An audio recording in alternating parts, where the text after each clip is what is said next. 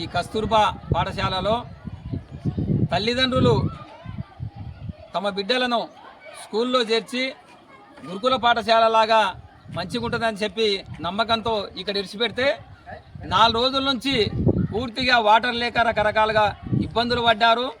ఇంకోటి ఏంటంటే ఈ వాటరు ఈరోజు మధ్యాహ్నమే ఆ స్టార్టర్లు అవి తయారు చేసి ఇప్పుడిప్పుడే నీళ్ళు ఇడిచిపెట్టిండ్రు. ఇంకోటి ఏంటంటే ఇక్కడ బాత్రూముల సమస్యలు, లెట్రిన్ సమస్యలు రకరకాలుగా ఉన్నాయి.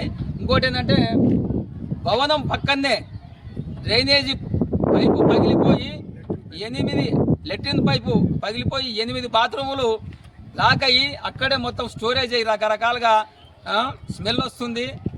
అక్కడ పాములు, తేళ్ళు, దోమలు రకరకాలుగా వాళ్ళకు ఇబ్బందులు అవుతున్నాయి. దాన్ని ఎవరు కూడా పట్టించుకోవడం లేదు. ఇక్కడ ఉన్న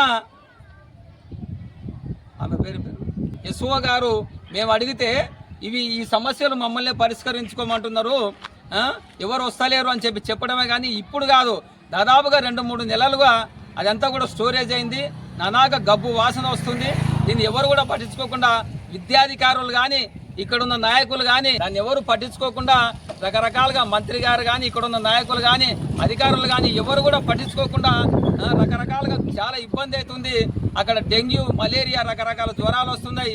క్లాస్ రూములకు పక్కనే ఉంది. పాపం విద్యార్థులు ఆ తల్లులు ఎట్లా ఇబ్బంది పడుతుందంటే అంటే స్మెల్ వచ్చి చాలా రకాలుగా జ్వరాలు వస్తున్నాయి.